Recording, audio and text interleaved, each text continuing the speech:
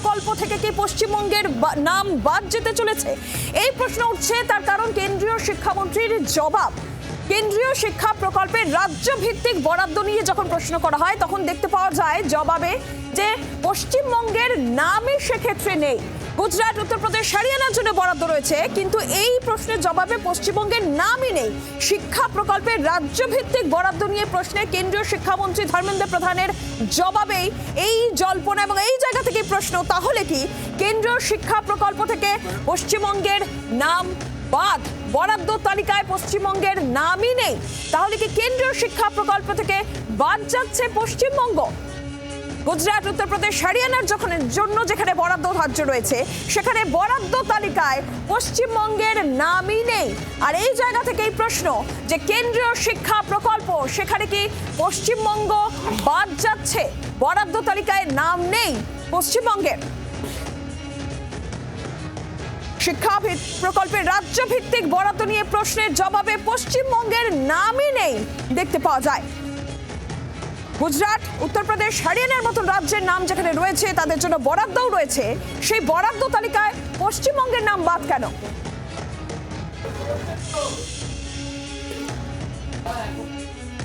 আর এই জায়গা থেকে প্রশ্ন যে কেন্দ্রীয় শিক্ষা প্রকল্প থেকে কি তাহলে পশ্চিমবঙ্গ বাদ চলে গেল?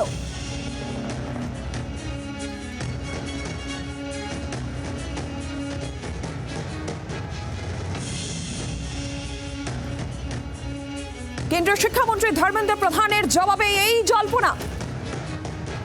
শিক্ষা প্রকল্পের রাজ্য ভিত্তিক বরাদ্দ, যে রাজ্যের নাম রয়েছে, গুজরাটের নাম রয়েছে, উত্তরপ্রদেশের নাম রয়েছে, হরিয়ানার নাম রয়েছে, কিন্তু সেই বরাদ্দ তালিকায় পশ্চিমবঙ্গের নামই নেই, তাহলে কি পশ্চিমবঙ্গ বাদ চলে যেতে চলেছে? আমরা জানবো এই বিষয়ে আরো বিস্তারিতভাবে। রাজীব চক্রবর্তী টেলিফোন লাইনে রয়েছেন প্রতিনিধি। রাজীব, গোটা বিষয়টা একটু জানতে চাইবো যে বরাদ্দ তালিকা কেন্দ্রীয় শিক্ষা প্রকল্পে, সেখানে পশ্চিমবঙ্গের নামই নেই। একেবারেই দেখো, সমগ্র শিক্ষা ও পিএমসি প্রকল্পে বঞ্চিত বাংলা, এই ক্ষেত্রে এটি কেন্দ্রীয় সরকারের তরফ থেকে কেন্দ্রীয় মন্ত্রীর জবাবে তেমনই বিষয় সামনে এসেছে। কেন্দ্রীয় জবাবে স্পষ্ট ইঙ্গিত দিয়েছে পশ্চিমবঙ্গ কি এবারও বাদ পড়লো কেন্দ্রীয় শিক্ষা প্রকল্প থেকে।